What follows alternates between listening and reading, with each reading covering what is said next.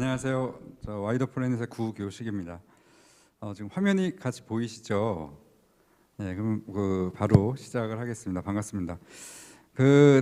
우리 보이는 화면에 이게 약간 도발적인 용어가 써 있습니다. 4,300만 명의 소비자라고 하면 거의 대한민국에 소비할 수 있는 사람들 거의 전부인데요. 이 행태라는 거는 우리가 이제 소비 행태라는 거는 소비를 하는 어떤 모습, 그리고 기호라는 거는 우리가 좋아함이잖아요. 결국 우리 같은 일반 소비자들이 뭐 쿠팡에 가든 이베이를 가든 아니면 오프라인에서 카드를 쓰건 그런 것들을 소비의 행태와 기호라고 합니다. 그런 빅데이터를 가지고 머신러닝을 돌려서 예측 모델을 만들어내는 데이터 텍 컴퍼니가 제가 운영하고 있는 와이더 플래닛이라는 회사입니다. 나중에도 말씀드리겠지만 이 화면 첫 장 오른쪽 하단에 제 이메일 주소가 있습니다. 그래서 혹시 문의사항이 있으면 이쪽으로 나중에 주셔도 좋고요. 자, 우리가 빅데이터, 뭐 데이터라고 하면 되게 이런 골드를 생각합니다. 뭐 맞죠? 뭐 원유라고도 하고 원석이라고도 하고요. 근데 실제로 데이터가 이제 이런 빅데이터와 머신러닝이라는 동전의 양면으로 붙어 있는 사업을 하고 있는 저희 같은 회사 입장에서는 저 데이터가 저렇게 이쁘게 생겨 있지 않고요. 데이터라는 거는 이렇게 저희는 비유를 합니다. 그러니까 저희 회사가 약 4페타바이트 정도의 데이터 사이즈를 갖고 분석을 하는데요. 이게 사금질이잖아요. 그러니까 워싱한다고 하는데, 그러니까 이게 시냇물에서는 이 워싱을 하면서 사금질을 하면서 하루 종일 하면 뭔가 금이 나올 수도 있지만, 자, 빅데이터를 워싱한다는 거는 화면에 있는 것처럼 이 시냇물이 아니고 바다를 상대로 이제 사금질을 하는 거죠. 자, 근데 이게 물리적으로 불가능하지 않습니까? 바다를 상대로 어떻게 사금질을 하겠습니까? 많은 우리가 빅데이터를 다룰 수 있는 다양한 이제 오픈 소스 내지는 뭐 자체 개발한 그런 수단에 의해서 이런 바다를 상대로 사금질을 할 수 있는 게 가능해진 거죠. 자, 그래서 여기 보시면은 뭐 영문입니다만 density of gold, 그러니까 금의 이 밀집도는 굉장히 낮지만 시냇물이 아니고 바다를 상대로 하면 여기 반짝반짝한 게 그려져 있는데요. 총량을 합치면 굉장히 놀라운 양이 쌓이게 되고요. 근데 이거를 이제 여기 써 있듯이 사람의 힘으로 이 바다를 상대로 사금질을 하는 건 거의 불가능합니다. 이게 저희가 현장에서 실제로 소비 행태 기호 데이터를 다루면서 이걸 뭐 활용한다고도 하고 우리가 비즈니스를 하는 사람들이기 때문에 수익화를 만든다고도 하는데요. 이 빨간 글씨로 있는 것처럼 굉장히 높은 수준의 컴퓨터 퍼포먼스가 필요하고요. 굉장히 복잡한 머신러닝 알고리즘이 뭐 딥러닝 필요하고요. 그리고 상당히 정말 큰 데이터를 다뤄야만 하는 그런 과제를 갖고 있습니다. 자, 그 그림의 하단에 보시면은 뭐 누구나 다 우리가 뭐 엔지니어건 아니건 인공지능이 잘하는 거를 되게 이렇게 세 가지로 얘기를 많이 합니다.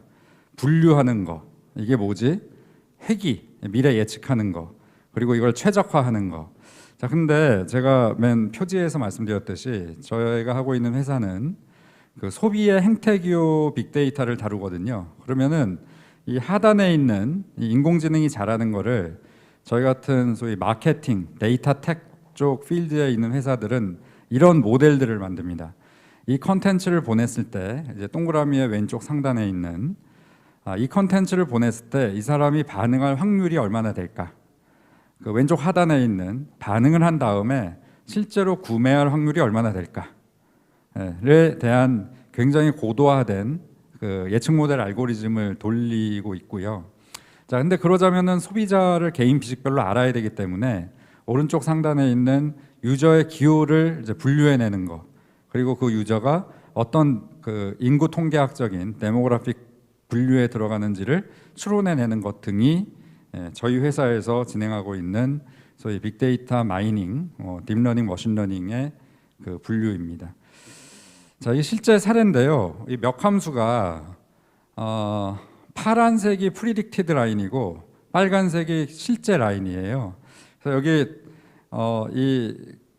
지금 유튜브에 접속하신 분들 중에는 엔지니어 분도 계실 거고 아닌 분도 계실 텐데, 이게 상당히 놀라운 이제 몇 함수이죠. 왜냐하면 예측과 실제가 거의 맞아 떨어지는 이 지표, 이 몇 함수의 함의는, 그러니까 이 어떤 컨텐츠를 한 집단에게 보낼 때 처음 보낼 때는 반응률이 상당히 높고, 그러니까 이 테일로 갈수록 반응률이 낮아질 수밖에 없는데, 저희 같은 회사가 소비자의 행태를 보고 이 사람이 어떤 컨텐츠에 반응할 건지를 예측을 하는 게 이제 붉은색 라인, 파란색 라인이고, 실제 결과가 빨간색 라인, 그러니까 거의 일치를 하고 있다는 걸 볼 수가 있습니다. 심지어 우리가 클릭을 한 다음에 실제로 구매를 하거나 회원 가입을 하느냐라는 것도 이런 고도화된 예측 모델에 의해서 진행을 하는데요. 이것도 프리딕티드 라인과 리절트 라인이 상당히 겹쳐서 진행되고 있는 걸 볼 수 있고, 이런 것들을 어떻게 하면 더 개인의식별 기반에서 소비자의 소위 진성 유저로서, 진성 소비자로서 행태 기호를 잘 파악해내느냐라는 것을 저희 회사가 한 100여 명 되는데 70분이 엔지니어거든요. 그런 엔지니어 분들께서 이런 알고리즘의 고도화, 예측 정확도를 높이는 업무를 하고 있습니다. 자, 그 중에 이제 유저의 기호를 분류해내는 거는 이 막대기가 데이터의 사이즈인데요. 왼쪽부터 보면 아주 작은 데이터에서 오른쪽에 보면 5기가까지. 자, 이게 결국은 이 반응률이라는 게 소비자의 이 행태 기호를 많이 다룰수록 그 정확도가 높아진다는 그 장표고요. 자, 어떤 클라이언트께서 우리는 남자 30대 중반 그리고 인컴은 4천만 원, 자동차에 관심 있는 사람을 찾는다라고 했을 때 맨 위에 있는 이 사람의 모양처럼 사람의 소위 수가, 객체 수가 작으면 이게 트러스트를 주기가 어려운데, 하단에 있는 것처럼 매우 사이즈가 커지면은 그 예측 결과에 대해서 트러스트를 주기가 상당히 좋습니다. 근데 그럼에도 불구하고 이런 걸 볼 수가 있어요. 여기 왼쪽 그림을 보시면 이제 You visited page A of which 뭐 어쩌고 저쩌고, 그러니까 당신이 이런 페이지를 들어가면, 이게 뭔가 하니 우리가 소위 피어 그룹 어널리시스라고 하죠. 어떤 사람이 어떤 페이지를 보고 어떤 행위를 했을 때 그 행위를 한 사람의 행위는 그거 하나였어도 그 행위를 한 굉장히 많은 사람들이 있거든요. 그래서 그런 피어 그룹 어널리시스를 통해서 여기 들어간 사람은 이 정도의 확률로 관심이 여기 있겠구나. 오른쪽 그림 역시 마찬가지고요. 맨 오른쪽 그림도 마찬가지여서 결국 어떤 한 아이디, 한 사람이 되겠죠. 한 아이디가, 한 행위가 이렇게 여러 가지를 조합했을 때는 하단에 있는 것처럼 이 유저는 어느 타겟 세그멘트에 들어간다는 것을 상당히 유의한 확률로 추론해낼 수가 있습니다. 자, 그래서 당연히 고도화된 알고리즘이 필요하고요. 그래서 결국 빅데이터라는 거는 이런 마케팅, 에드텍 내지는 데이터텍에서 보기에는 이런 보석의 모양으로 돼 있지 않고 굉장히 바다를 상대로 사금질을 하는 거고, 그러자면 당연히 밑에 빨간 글씨로 있는 것처럼 그 빅데이터, 소비 행태 기호 빅데이터를 실제로 많이 다뤄야 되고, 그리고 그야말로 커팅 엣지 머신러닝, 딥러닝의 테크놀로지가 필요합니다. 자, 여기 버즈피드라는 회사의 조나산 팔러만이라는 사람이 얘기를 한 4년 전에 한 건데, 여러분 허핑턴 포스트라는 나름 유명한 온라인 뉴스 회사가 있죠. 거기를 얼마 전에 보니까 한 일주일 전인가 버즈피드가 인수를 했더라고요. 이 버즈피드가 어떤 회사인가 하니, 전통 매체들은 상당히 무시하는, 그러니까 자기들이 생산하는 기사는 없으면서 다른 기사들을 다 갖고 와서 오마이갓 10 그런 식으로 만드는데 그거를 개인별로 내지는 집단을 나누어서 이 차별화된 다른 컨텐츠를 보내주는 회사예요. 그래서 전통 매체에서는 싫어하지만 젊은이들이 많이 찾는 맞춤형 뉴스 매체가 되겠죠. 거기에 CEO가 이런 얘기를 했습니다. 컨텐트가 킹인데 디스트리뷰션이 퀸이고, 근데 그 퀸이 바지를 입고 있다. 결국은 세상에 컨텐츠가 너무 많아지다 보니까 그게 쇼핑이건 매체건 어떤 컨텐츠든지 간에 그거를 큐레이션 해주는, 즉 추천해주는 기능이 너무너무 중요하다라는 얘기를 한 거고요. 저희 같은 소비 행태 기호 빅데이터 머신러닝 플랫폼 데이터텍 입장에서는 두 가지가 다 중요합니다. 그래서 빅데이터는 킹이고 레코멘데이션과 애널리틱스는 퀸이고, 그들이 이런 마케팅 데이터 월드를 지배하고 있다라고 보고 있습니다. 자, 이 개론을 말씀을 드렸고요. 이제 좀 본격적인 말씀드린 소위 소비 행태 빅데이터 머신러닝 플랫폼이라는 게 뭐고 데이터텍이라는 사업 모델이 뭐고 저희 회사가 11년 차 된 회사고요. 이제 올해 말이나 내년 1월에 상장을 앞두고 있는. 근데 이런 빅데이터 머신러닝을 플랫폼으로 다루는 산업을 이제 미국에서 프로그래매틱 바잉 산업이라고 부릅니다. 이제 그런 인더스트리에서 처음으로 상장을 하게 되고요, 국내에서. 자, 우리가 소비 행태 기호만 보는 게 아니라 여기 상단에 보시면 개인 비식별 기반 의료 이용자 행태 기호라는 것도 굉장히 중요합니다. 뭐 요새 코로나 코비드 19도 있고요. 자, 이 뭐 항암제건 코비드에 대한 그 약을 만들건 굉장히 빠르게 만들기 위해서는 임상 실험이라는 기간을 줄여야 되는데 그 요새 IT와 BT가 합쳐지는 것처럼 결국 임상 실험의 기간을 줄이기 위해서 다양한 시도가 일어나게 되는데 거의 이 빅데이터 머신러닝에 의존을 해서 케이스를 굉장히 빠르게 다루는 거죠. 여기 보시면 유명하신 분들이 있어요. 우리 카카오의 김범수 의장도 계시고 현대가의, 근데 이런 분들이 2018년 8월에 의기투합을 해서 의료 빅데이터를 진출했다.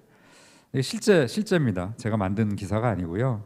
뭐 아직은 여기에 대한 퍼포먼스가 나오고 있지 않지만 적어도 이런 플랫폼 비즈니스를 하는 분들은 의료 빅데이터마저도 굉장히 큰 비즈니스 모델이 될 수 있다고 보시는 거고요. 그거의 증거가 이렇습니다. 이거 기사에 있는 걸 제가 캡처한 건데요. 자, 여기도 이 플랫폼이죠. 자, 이 빨간 박스가 3개가 있는데 그 중간에 보면은 소위 우리가 플랫폼이라고 불리우는 바이오 빅데이터 센터. 우리가 플랫폼이라고 하면 되게 대규모 양면 시장을 잘 연결하는 것을 플랫폼이라고 합니다. 뭐 에어비앤비도 그렇고 우버도 그렇고. 자, 근데 여기 보시면은 왼쪽에는 병원들이 있고요. 오른쪽에는 제약회사, 컨설팅, 건강 컨설팅, 의료기기 등등. 자, 우리가 코비드 19을 가지고 지금 열심히 노력하는 회사들이 제약회사지 않습니까?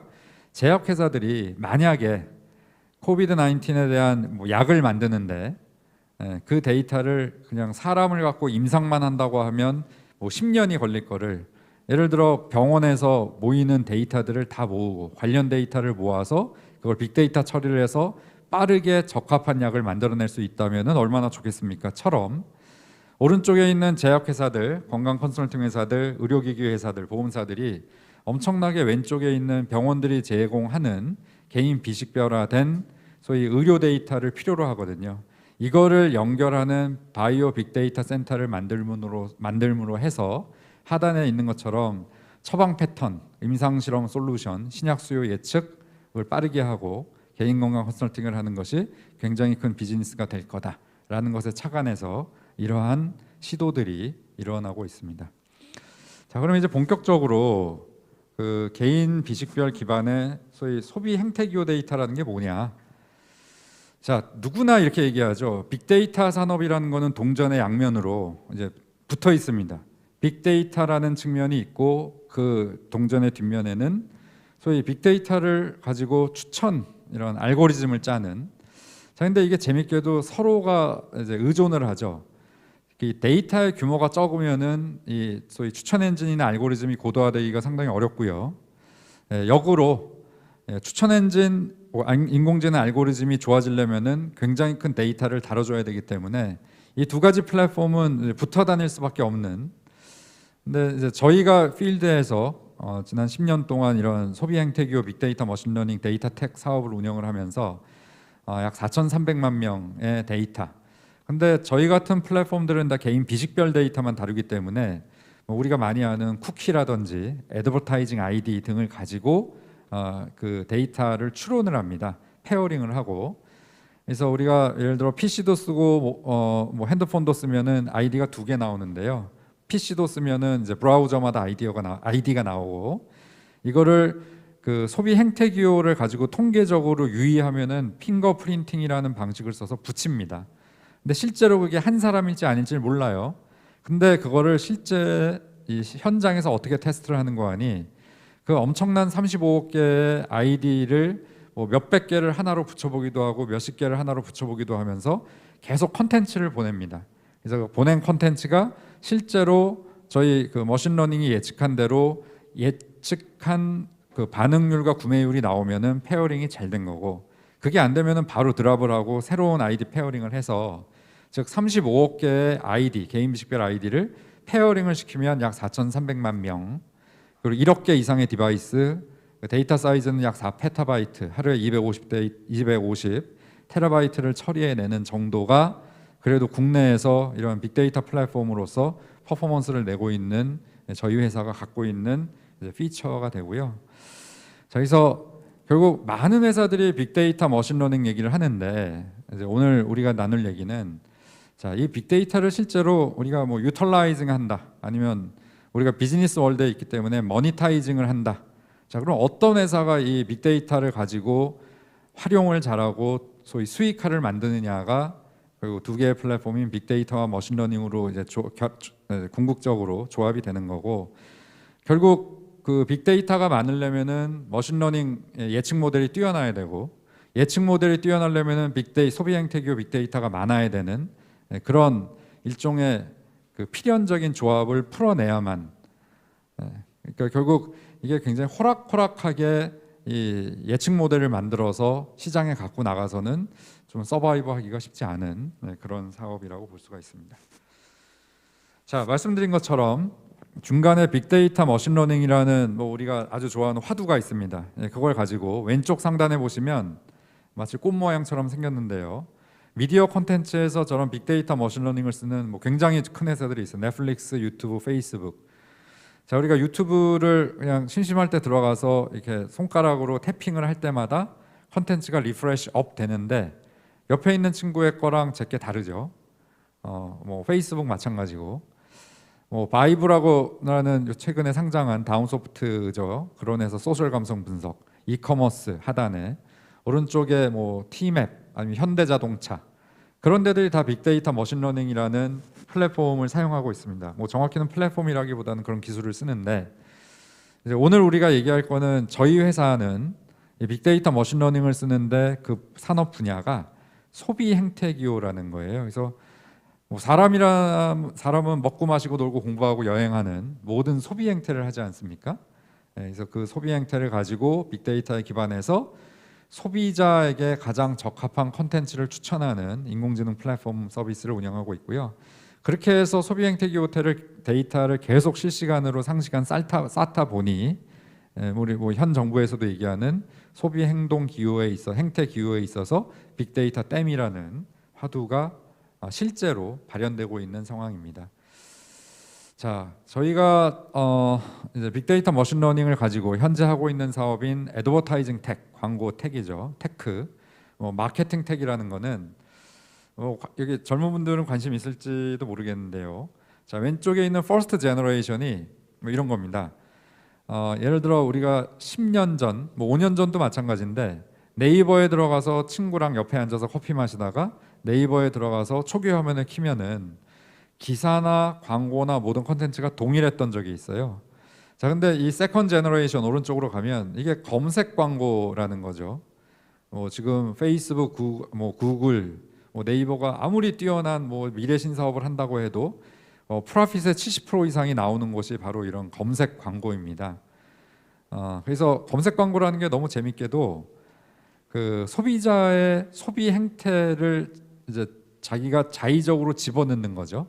그래서 검색어를 집어넣었을 때 밑에 나오는 광고, 저게 검색 광고입니다. 얼마나 그 본인의 의지에 자연스럽게 반응하는. 자, 근데 오늘 말씀드릴 거는 이 오른쪽에 있는 서드 제너레이션이라는 거는, 자, 세컨드 제너레이션에서는 검색이라는 행위의 광고 콘텐츠가 나오는 건데 한계가 있습니다. 검색어를 우리가 쳐넣지 않으면 내가 원하는 정보성이 높은 광고 콘텐츠가 나오질 않는데요.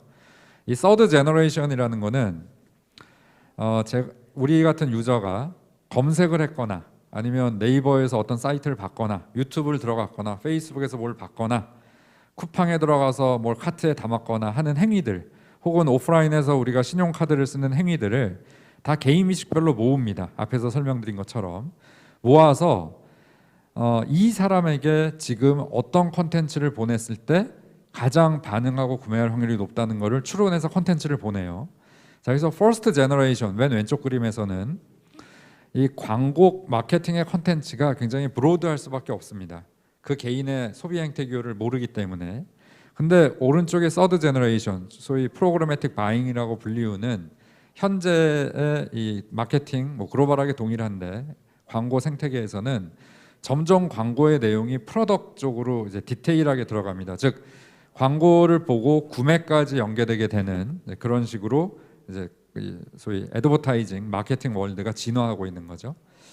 자, 그래서 여기 이 생태계를 보시면 맨 왼쪽에 기업이 있고 맨 오른쪽에 우리와 같은 소비자가 있고요.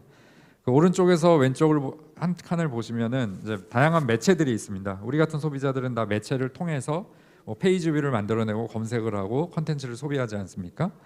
자, 근데 오늘 말씀드리는 소위 빅데이터 머신러닝, 광고, 데이터, 광고, 애드버타이징 택, 마케팅 택에서는 중간에 빨간 박스를 씌워놓은 게 있어요. 그래서 그 빨간 박스의 위에 있는 그 검은 박스가 소위 머신러닝 플랫폼을 돌리는 그러니까 이 고도화된 그 예측 모델을 갖고 있는 플랫폼이고요. 결국 기업이 갖고 있는 왼쪽에 수많은 먹고 마시고 놀고 공부하고 여행하는 컨텐츠 중에 딱 하나를 골라서 맨 오른쪽에 있는 사람들 중에 한 명에게 가장 반응하고 구매할 확률이 높은 컨텐츠를 추천하는 기능을 이 위에 있는 인공지능 플랫폼이라는 검은 박스가 하고 있고요. 자, 근데 이 소위 예측 모델이 고도화되려면 아까 말씀드린 것처럼 하단에 있는 누군가 데이터를 계속 피딩을 해줘야 돼요. 그래서 그 데이터를 피딩해주는 빅데이터 플랫폼이 하단에 있는 소위 온오프라인 소비 행태 기호 빅데이터. 그래서 인터넷 모바일 매체에서의 행위, 이커머스에서의 행위, 신용카드를 쓴 행위 등을 이제 객관적으로 모아서 분석을 해주는 플랫폼이 있습니다. 그래서 최근에 소위 마케팅 광고 생태계는 이렇게 진화를 하고 있고요. 자, 그러면 사용자를 우리가 어떻게 분석을 하느냐. 여기 어떤 여자분이 계시는데 사실은 여잔지 남잔지도 모르는 거죠. 아이디를 부여하고. 자, 이분이 왼쪽 상단에 있는 것처럼 모바일 온라인에서 구매 행태, 뭘 사거나 카트에 담거나, 왼쪽 하단은 신용카드의 결제 데이터, 오른쪽 상단에는 이동통신회사의 데이터.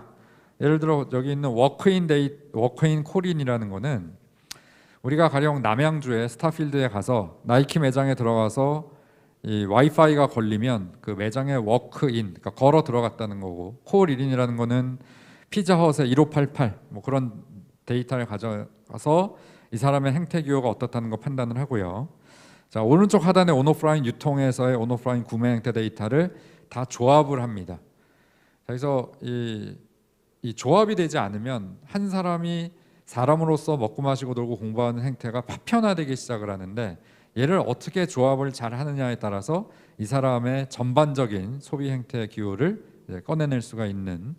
그래서 하단에 보시면 한 아이디에게 최대 700만 개의 속성을 부여해서 가령 뭐 손흥민 기사를 자주 보는다고 하면 축구 좋아할 확률이 0.01%. 근데 이 사람이 뭐 요리를 좋아한다고 하면 뭐 요리 좋아할 확률이 뭐 0.01%. 뭐 이런 식으로 머신이 최대 700만 개의 속성을 부여하고 있습니다. 자, 그래서 이걸 좀 더 구체적으로 보면요.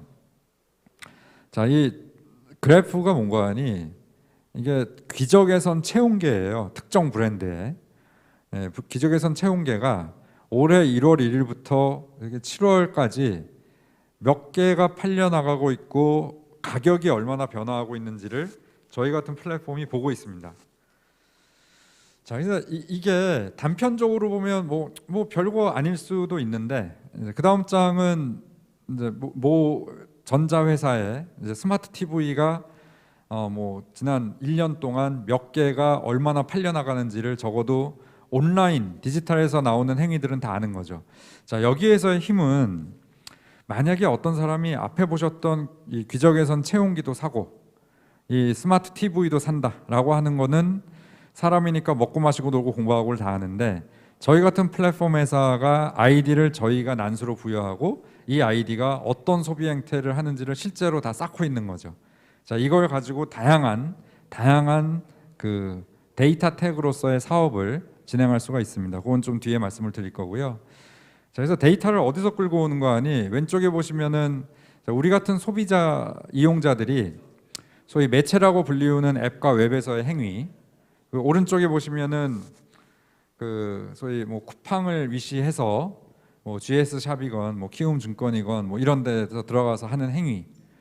예, 그리고 오른쪽 하단에 보시면 신용카드, 뭐 유통회사에서 우리가 한 행위 등을 조합을 해서 실시간으로 이 한 아이디, 한 소비자의 소비 행태 기호를 계속 업데이트를 하면서 그걸 기반으로 그 소위 예측 모델의 알고리즘을 고도화하는 선순환 구도를 짜고 있습니다. 자, 그래서 우리가 그 소비 행태 기호 데이터라고 하면 이게 일반적인 광고랑은 매우 다르거든요. 이게 어떻게 다른 거 하니?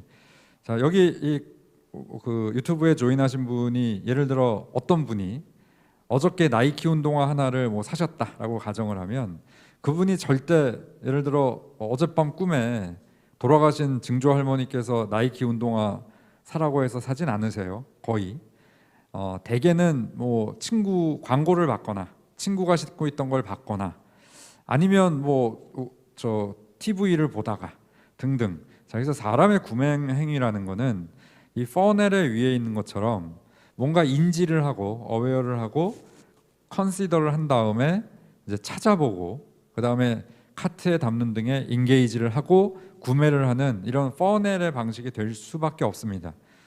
자, 근데 이런 저희와 같은 소비 행태 기호 빅데이터 머신러닝을 다루는 회사들이 이거를 이 퍼넬을 이렇게 통째로 피는 역할을 하는 거예요. 자, 그래서 어떤 기업으로 하여금 뭐 나이키라고 하죠. 나이키가 20대 초반의 여성들이 좋아하는 프로덕트를 뭐 12월에 출시한다라고 하면 저희는 그 저 맨 위에 있는 퍼널의 상단에 있는 저 어웨어를 시키는 게 결국 마케팅 비용을 가장 많이 쓰는 건데 네이버에도 내보내고 뭐 카카오도 내보내고 저거를 가장 20대 초반이라의 진성 소비자라고 판단되는 사람들에게만 보내는 겁니다. 네, 그렇게 했을 때 이 퍼널 자체가 구매까지 이루어지는 게 좀 펴지게 되고 혹은 중간에 있는 이제 작은 원통은 예를 들어 굉장히 비싼 자동차를 마케팅하는 경우라고 하면 살 사람 자체가 바잉 풀이 적기 때문에 그 사람들만을 진성 소비자로 해서 어웨어를 시키는 소위 매체에 내보내는 거를 굉장히 좁게 해서 결국은 마케팅 광고의 효율과 효과를 높여주는 것이 저희 같은 소비 행태 기호 데이터 플랫폼이 진행하는 일입니다. 자, 그래서 이 제가 말씀드린 프로그래매틱 바잉 내지는 뭐 데이터 마케팅, 에드텍 인더스트리가 이게 거의 뭐 10년이 넘어간 사업이고요. 그래서 여기 보시면은 굉장히 많은 회사들이 이게 미국 시장인데요. 저 잘 안 보이시겠지만 마케터라는 쪽에 맨 위에 있는 뭐 대행사라고 불리우는 회사가 유일한 그 소프트웨어 회사가 아니고요. 나머지는 전부가 소프트웨어 회사들이 이 소위 마케팅 광고 시장을 소위 이제 지배하고 있는 이런 식으로 바뀌어가고 있다고 보시면 되겠습니다. 한국 시장도 뭐 마찬가지고요. 뭐 중국 시장도 마찬가지고. 자, 그리고 두 번째 그 빅데이터 플랫폼이 하는 일은 이렇게 되어 있습니다. 여기 그 이제 일종의 생태계가 있는데요. 왼쪽 그림의 데이터 서플라이어 1, 2, 3으로부터 데이터를 사옵니다. 그래서 이 온라인 오프라인 데이터 매니지먼트 플랫폼이 이 가령 이런 거예요. 어떤 아이디가 네이버에 들어가서 아우디를 검색하고 아우디 사이트를 들어가고 모바일에서 아우디 사이트 가고 뭐 벤츠도 가고 그런 정보는 실제로 이 중간에 있는 빅데이터 매니지먼트 플랫폼에서 굉장히 비싸게 실시간으로 팔립니다. 누가 사가는 거 하니 오른쪽에 있는 마케팅 광고 플랫폼 내지는 브랜드 기업, 뭐 매체 등에서 사갑니다. 그 데이터를. 그런 마켓이 형성돼 있어요.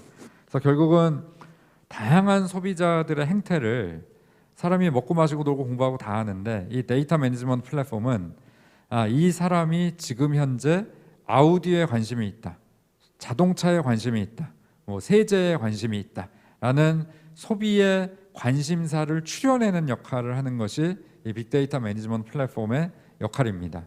그래서 왼쪽 하단에 검은 글자를 보시면 이런 데이터 플랫폼을 기반으로 어떤 그룹이나 기업의 그 그룹만의 데이터 매니지먼트 플랫폼을 구축해 준다거나 오른쪽에 보시면 어떤 기업이나 그룹의 빅데이터 분석 기반 마케팅 오토메이션의 그 구조를 짜주는 역할을 하고 있습니다.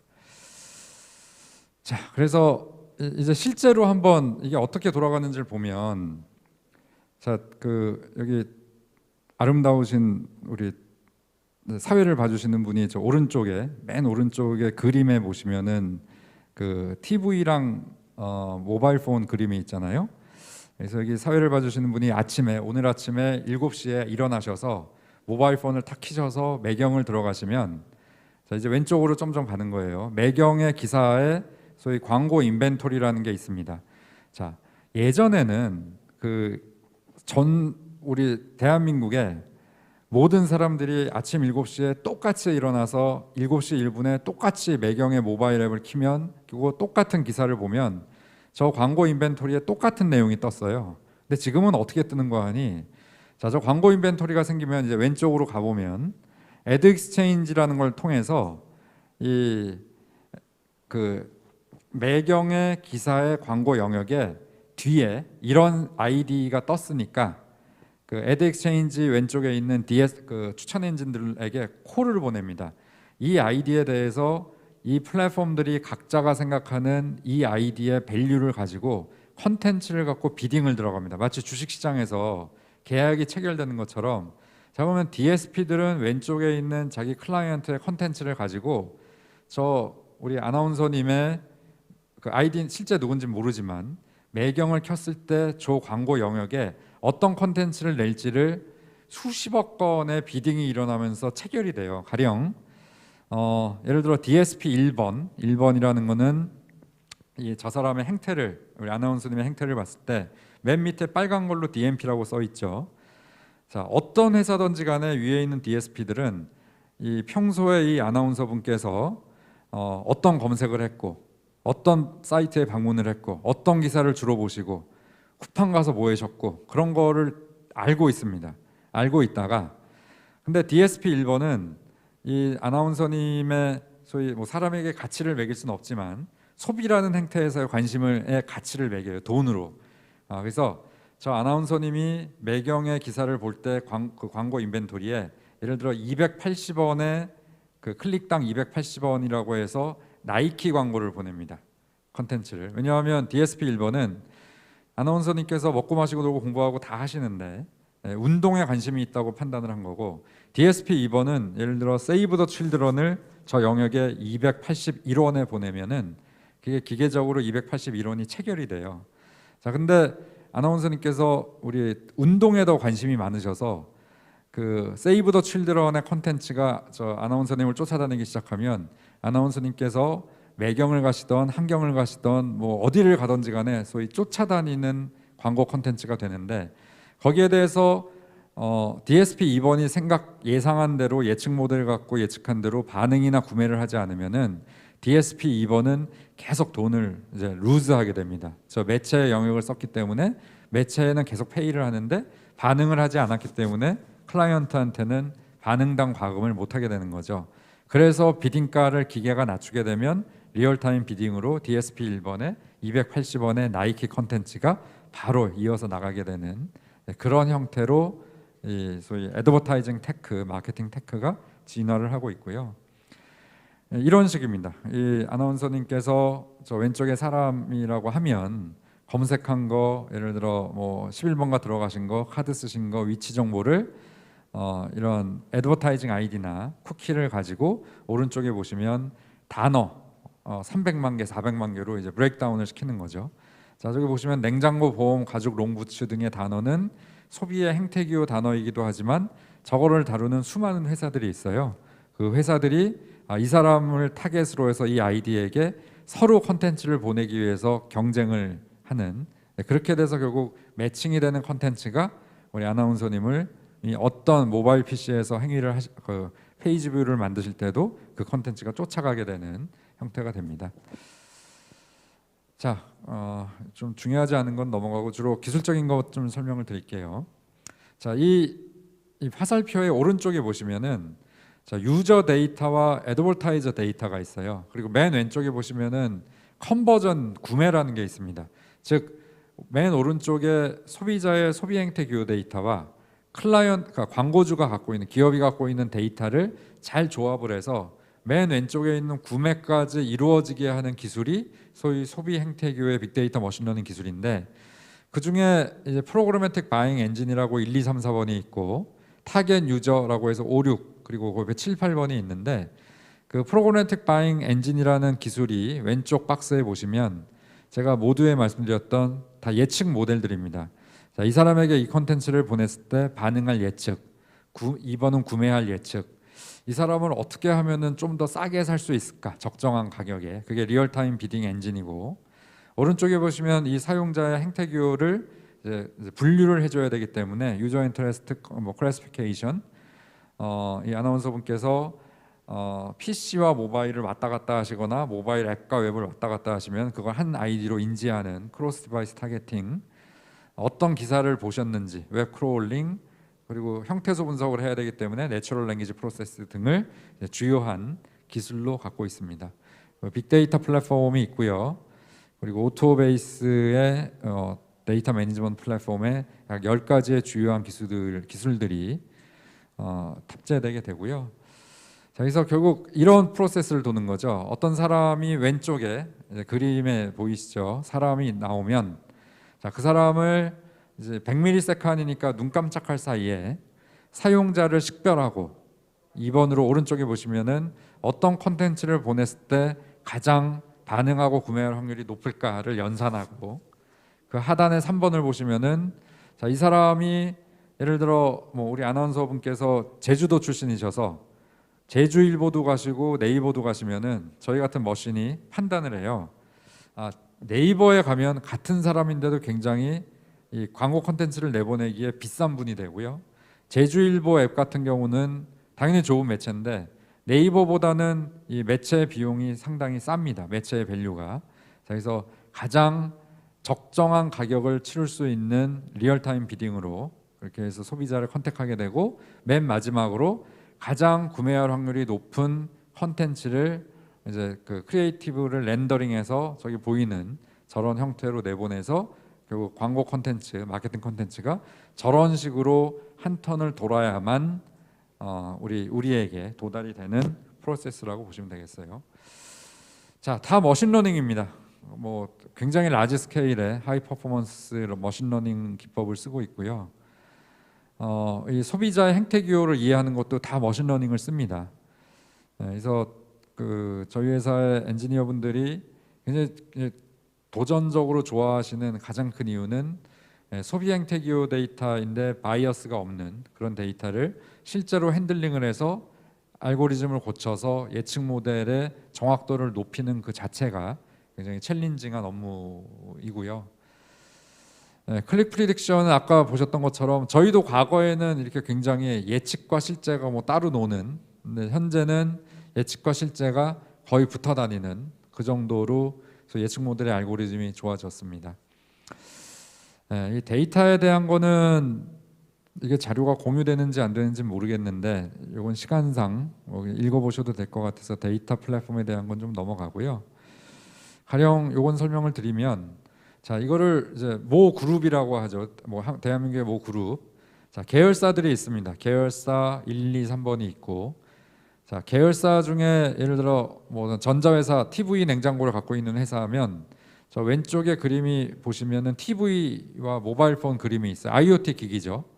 자, 그런 쪽으로 또 앱으로 들어오는 뭐 그런 뭐 가령 뭐 이걸 LG 그룹이라고 가령 예를 들어 보면 LG 전자의 TV와 냉장고로 접속하는 사람들의 데이터를 모으고요.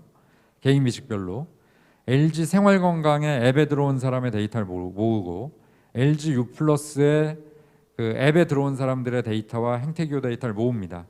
자, 근데 이게 참 안타까운 게 그 모여진 데이터를 퍼미션, 그러니까 허락 기준으로 사용하려고 하면 요새 뭐 거의 퍼미션을 하는 사람도 적거니와 로그인 하는 사람도 거의 없어요. 자, 그러다 보니까 우리가 소위 CRM이라고 불리우는 걸 가지고 소위 디지털 트랜스포메이션을 하기에 너무 부족한 거죠. 자, 그래서 오른쪽에 보시면은 계열사별로 CDP라는 게 생기고, 이게 커스터머 데이터 플랫폼인데 그냥 마케팅적으로 사용하기 쉽게 계열사를 통합하도록 만든 게 통합 CDP고, 자, 그 오른쪽에 보시면 프라이빗 DMP라는 게 결국 어떤 특정 그룹의 DMP가 됩니다. 그래서 이 개인 비식별 데이터를 가지고 의사결정을 하는 구도인데 우리가 곰곰이 생각을 해보면 자 이게 LG건 SK그룹이건 그 그룹 안에 들어온 사람들이 한 달에 각종 계열사를 통해서 3천만 명이라고 했을 때 3천만 명이 그룹의 계열사에 들어와서 한 행위는 다 아는데 그 3천만 명이 바깥에서 뭐 하는지를 알 수가 없어요. 네, 그리고 LG에 전자에 들어온 사람이 삼성전자도 가고 어디도 가고 뭐 오프라인에서 카드도 쓰고 자 그런 아이디를 페어링을 해주는 역할을 저 오른쪽 끝에 보시면 Public DMP라는 기능이 있습니다. 그래서 개인 비식별 기반으로 데이터를 페어링함으로써 어떤 그룹 차원에서 3천만 명의 행위를 안다고 해도 그 3천만 명을 예를 들어 굉장히 파편적으로 알고 있는 거를 이 퍼블릭 DMP와의 협업을 통해서 전반적으로 소비 행태 기호를 아는 거죠. 그 사람들이 바깥에서 뭐 하는지 알아서 그래서 그걸 가지고 실시간 의사결정을 하겠다라는 것이 가장 실질적인 디지털 데이터 트랜스포메이션이라고 볼 수가 있습니다. 이건 넘어가고요. 네, 그래서 이런 데이터 플랫폼은 실시간 데이터 처리, 대용량 처리, 시계열 추론, 데이터 시각화, 사용자 아이디 페어링의 주요한 기술들을 운영하고 있고요. 자, 이건 보시면은 알만한 예. 그래서 요거는 뭐 저희 회사의 케이스인데 당연히 두 개가 있습니다. 그래서 인공지능 플랫폼이 왼쪽에 있고 각종 성과 예측을 하고 추론을 하는 오른쪽에 빅데이터 플랫폼이 서로 선순환을 돌리는 거죠. 그래서 하단에 보시면은 결국 인공지능 예측 모델 알고리즘의 고도화라는 거는 우리 클라이언트 데이터가 증가를 해야 되고요. 데이터가 증가하면 다시 이 머신러닝 예측 모델이 고도화되는 선순환 구조를 구축하는 것이 매우 중요한 관건이라고 볼 수 있습니다. 자, 그래서 결국 데이터 테크 비즈니스 모델이라는 거는 이렇게 보시면은 좋을 것 같아요. 이게 탑처럼 생겨서 제가 데이터 선순환 그 피라밋이라고 부르는데요. 자, 맨 하단에 있는 1번이 온오프라인의 소비 행태 기호 데이터입니다. 저희 회사의 경우 35억 개의 데이터, 4,300만 명, 4페타바이트 3.8. 그래서 이걸 계속 실시간으로 업데이트를 하죠. 그래서 이걸 빅데이터 레이크라고 하고 그 위에 이제 빅데이터 머신러닝 플랫폼을 2번으로 얹고 그 플랫폼을 가장 빠르게 활용하고 모니타이즈하는 것이 3번에 있는 현재 진행하고 있는 사업인 인공지능 기반의 타겟 마케팅 빅데이터 플랫폼 사업인데 결국 저희가 1, 2번의 탄탄한 소비 행태 기호 데이터를 가지고 저희 같은 이제 데이터 플랫폼 회사들이 4번으로 올라가고자 하는 거죠. 그래서 여기 보시면은 4번의 왼쪽에 여행, 중고, 주거, 금융, 뷰티, 패션. 자, 이게 위에 보시면 제가 예시로 당근마켓, 오늘의 집, 지그재그처럼 굉장히 이 사람의 행태를 버티컬하게 쪼개서 잘하고 있는 슈퍼 앱들이 있어요. 그래서 저희 와이더 플래닛이라는 회사의 경우도 1, 2번의 자산을 가지고 현재 B2B 사업에서 B2C 사업으로 이 사업을 확장하는 것이 소위 데이터텍이 가장 실제적으로 운영할 수 있는 사업이고 그렇게 3, 4번으로 모인 데이터를 이제 5번에 그려놓은 것처럼 계속 선순환을 시켜서 결국 1, 2번의 자산도 탄탄해지고 3, 4번의 이 서비스도 탄탄해지는 구도를 만드는 것이 저희 같은 데이터텍 사업자가 사업 모델로 갖고 있는 형태입니다. 그래서 제가 이제 다 강의는 끝났는데 그냥 그 재밌는 케이스예요. 자, 제가 SK텔레콤에서 근무는 했었습니다만 팀 멤버십 아는 거 하나도 없습니다. 자, 근데 저희 같은 데이터 플랫폼이 SK텔레콤이 아님에도 불구하고 팀 멤버십의 소비자들을 충분히 분석을 합니다. 왜냐하면 저희가 그 앱별로 이 사람이 어떤 앱을 깔고 있는지를 이제 개인 비식별로 보고 있기 때문에 자, 그래서 저희 회사가 SK텔레콤이 아니고 독립적인 데이터 플랫폼임에도 불구하고 예를 들어 T 멤버십을 깔고 있는 사람의 성별, 나이, 직업, 소득 수준 이런 거를 추론을 거의 정확하게 해내는 거죠. 자, 거주지 근무지도 알고요. 근데 여기까지는 크게 우리가 놀라운 게 없는데 소위 우리가 다차원 분석이라는 걸 하기 시작합니다. 자, 이건 뭔가 하니 T 멤버십을 깔고 있는 분들이 SKT가 다 알고 있겠죠. T 멤버십을 쓰는 분들은. 근데 이분들이 밖에 나가서 카드를 쓰시고 다른 사이트 가서 소비를 하시고 쿠팡도 가시고 뭐 엄청난 다양한 활동들을 하잖아요. 자, 그거를 이제 저희 같은 독립 플랫폼들이 알고 있는 거죠. 자, 그래서 이런 다차원 분석이, 자, T 멤버십을 갖고 있는 사람들이 오프라인에서 어떤 구매를 할까? 네, 이게 굉장히 궁금하지만 저희 같은 데이터 플랫폼들은 아주 용이하게, 네, 보시면은 그 왼쪽에 있는 것처럼 이제 하단으로 쭉 줄어드는 것처럼 이런 소비 행태 보인다는 걸 알고 있고요. 자, 이제 뭐 마음대로 분석을 하는 겁니다. T 멤버십 가신 분들과 KT 멤버십 가신 분들의 성향 차이. T 멤버십 가신 분들이 네이버에서 광고를 보고 구매하는 확률이 높은 그 카테고리는 뭔지, 그러니까 오프라인과 온라인을 아주 다차원적으로 왔다 갔다 하면서 분석을 하고요. T 멤버십을 가신 분들이 디지털 광고 구매를 한 분들이 오프라인에서는 어떤 구매를 하는지, T 멤버십을 까신 분들이 오프라인 부페를 결제하신 분들이 또 다른 카테고리에서는 어떤 소비를 하는지 뭐 등등의, 또 오프라인 결제자들이 T 멤버십 깔고 있는 사람들이 어디에 관심을 갖고 있는지. 근데 이게 SKT의 경우는 재밌게도 T 멤버십을 깔고 있고 오프라인 부페를 결제하신 분들이 정치 선거에, 이게 뭐 거의 4, 5년 지난 데이터이기 때문에 그러니까 약간 SK텔레콤을 깔고 계신 분들, T 멤버십을 깔고 계신 분들이 약간 보수적인 뭐 그런 성향을 보이고 있다. 뭐 이런 식으로 이런 다차원 분석을 하고 있습니다. 자, 그래서 제가 뭐 짧은 시간이지만 실제로 현장에서 이런 소비 행태 기업 빅데이터 머신러닝 플랫폼을 돌리면서 이런 사업 모델을 운영하고 있는 회사의 케이스를 말씀을 드렸고요. 혹시 질문이 있는지 저는 볼 수가 없어서 시간이 약간 남아서 질문이 있으면은 말씀을 드리겠습니다. 네, 제가 좀 진행을 도와드려도 될까요? 네. 교수님 설명을 쭉 저도 듣고 있다 보니까 내가 SNS를 하면서 인스타그램 같은 걸 할 때 어떻게 내가 어제 샀던 그 옷과 비슷한 게 광고에 딱 뜨지? 예, 맞습니다. 이런 생각이 들면서 가끔은 좀 무섭다라는 생각까지 들 때가 있어요. 어떻게 내가 검색 한번 했는데 이게 단순 이 사이트가 아니라 어딜 가든 아까 말씀하신 것처럼 쿠팡을 가든 뭐 SNS를 하든 심지어 유튜브를 보든 간에 비슷한 광고가 뜨는지 궁금했는데 사실 이게 사생활 침해랑도 저는 좀 연관이 될 수 있을 거라고 생각을 했거든요. 이 부분은 어떻게 좀 보고 계시는지. 그러니까 네. 우리가 개인 정보라는 것이 있고 개인 정보 아닌 게 있는데, 대표적으로 남성 여성은 개인 정보가 아니에요. 그러니까 개인을 특정할 수가 없잖아요. 네. 그래서 우리가 뭐 데이터 3법이 되면서 그 시행령이 나오는데 K 익명성이라는 게 있습니다. 그래서 K가 7이에요. 7. 그러니까 7의 숫자가 넘어가면은 개인을 지정할 수 없다라고 정의하고 있는데요. 네. 가령 독도가 아니라 어떤 외딴 섬에 남성이 1명이고 여성만 10명 계시는데 어제 저녁에 편의점에서 남성이 새우깡을 사 먹었다. 그건 개인 정보입니다. 1명이기 때문에 남자가 하나잖아요. 네. 근데 남성이 7명 있는데 누가 어제 저녁에 새우깡을 사갖고 갔다라고 하면 그건 개인 정보가 아니에요. 아니라는 거죠. 결국은 개인을 식별할 수 없게 만들어 놓은 정보이기 때문에, 근데 그 정보 아이디를 갖고 저희 같은 플랫폼이 그게 구글이건 인스타그램이건 쫓아는 가는 거죠. 그 아이디를. 근데 저희가 그 아이디를 굉장히 여러 개 갖고 있거든요. 네. 한 사용자가.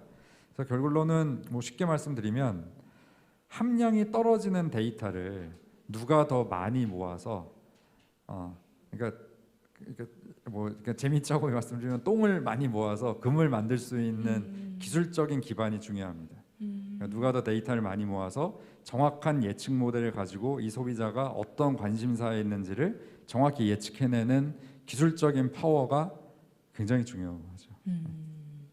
아마 그런 걸 또 전문적으로 하는, 저는 전문가는 아니기 때문에 자세히는 모르겠지만 사실 도움이 많이 되기도 해요. 딱 이런 것만 나한테 노출이 됐으면 좋겠다 싶은 마음과 동시에 약간 조금 무서운 마음도 들었던 게 사실인데, 기술적으로 엄청난 이렇게 앞에 설명해 주신 복잡한 과정들을 거쳐서 그 개인 침해까지는 이게 아니라는 그렇습니다. 예. 얘기 답변 감사드립니다.